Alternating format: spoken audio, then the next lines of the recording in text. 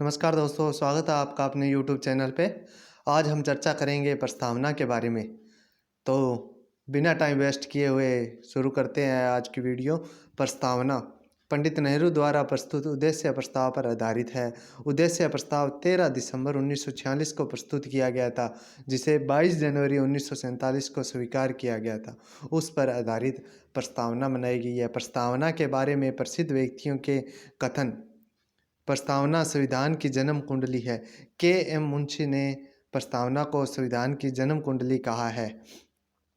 के एम मुंशी ने प्रस्तावना को संविधान की जन्म कुंडली कहा है और अर्नेस्ट बार्कर ने की नोट कहा है। संविधान की प्रस्तावना को अर्नेस्ट बार्कर ने की नोट कहा है। प्रस्तावना संविधान की आत्मा है। ठाकुरदास भार्गव व पंडित नेहरू ने प्रस्तावना को संविधान की आत्मा कहा है। प्रस्तावना संविधान का भाग है या नहीं, इसके बारे में दो महत्वपूर्ण सर्वोच्च न्यायालय के निर्णय आए हैं। पहला निर्णय बेरुबारीवाद 1960 के अंतर्गत था। उसमें सर्वोच्च न्यायालय ने यह कह दिया कि प्रस्तावना संविधान का भाग नहीं है। और वहीं दूसरा और महत्वपूर्ण वाद था केशवानंद भारती बनाम केरल राज्यवाद 1973 के अंतर आया था। उसमें प्रस्तावना संविधान का एक महत्वपूर्ण भाग है और इसमें संशोधन भी किया जा सकता है, लेकिन इसके मूल ढांचे में या आधारभूत ढांचे में परिवर्तन नहीं किया जा सकता, अर्थात उसे समाप्त नहीं किया जा सकता। यह केशवानंद भारती बनाम केरल राज्यवाद के अंतर्गत कहा गया है। प्रस्तावना में संशोधन अब तक एक बार हुआ है। 42 में संविधान संशोधन 1976 के समय वहाँ प्रधानमंत्री श्रीमती इंदिरा गांधी के समय 1976 के द्वारा प्रस्तावना में 3 नए शब्द जोड़े गए: समाजवाद, पथनिरपेक्ष, अखंडता।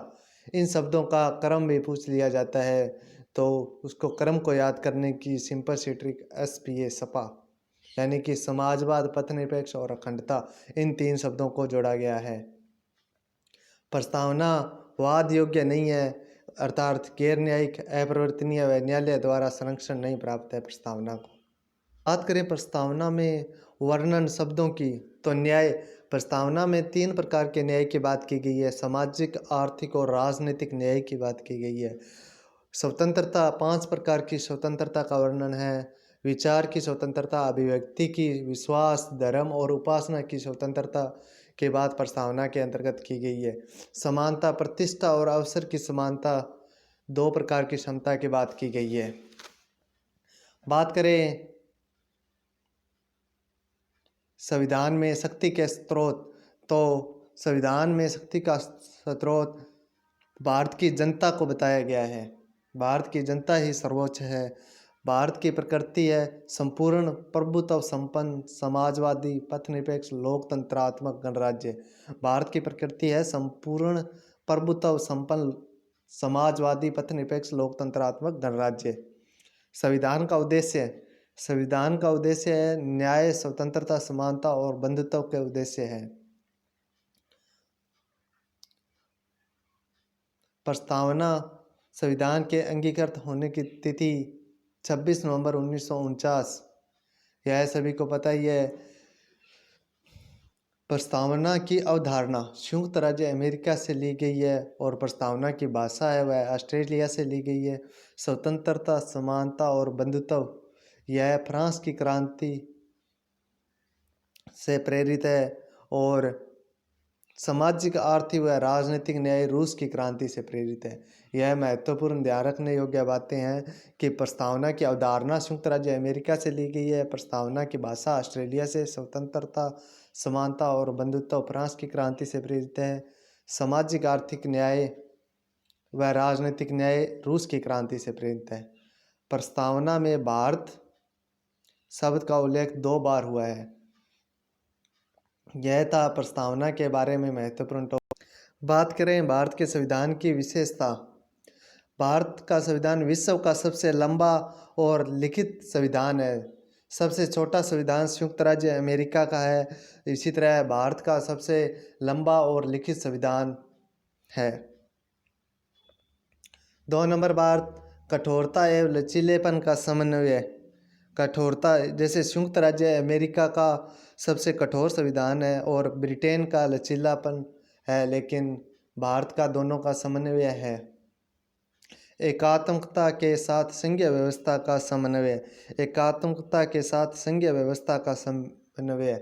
एकात्मकता, ब्रिटेन में एकात्मकता व अमेरिका में संघीय व्यवस्था को अपनाया गया है, लेकिन भारत में दोनों का समन्वय किया गया है। 3 नंबर बात करें, संसदीय संप्रभुता और न्यायिक सर्वोच्चता में समन्वय। वहीं ब्रिटेन में संसदीय संप्रभुता है और अमेरिका में सर्वोच्च न्याय सर्वोच्चता का वर्णन है, तो भारत में दोनों का ही समन्वय है।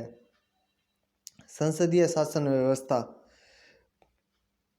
संयुक्त राज्य अमेरिका में अध्यक्षात्मक शासन व्यवस्था को अपनाया गया है, लेकिन हमारे संसदीय शासन व्यवस्था को अपनाया गया है। एकीकृत और स्वतंत्र न्यायपालिका,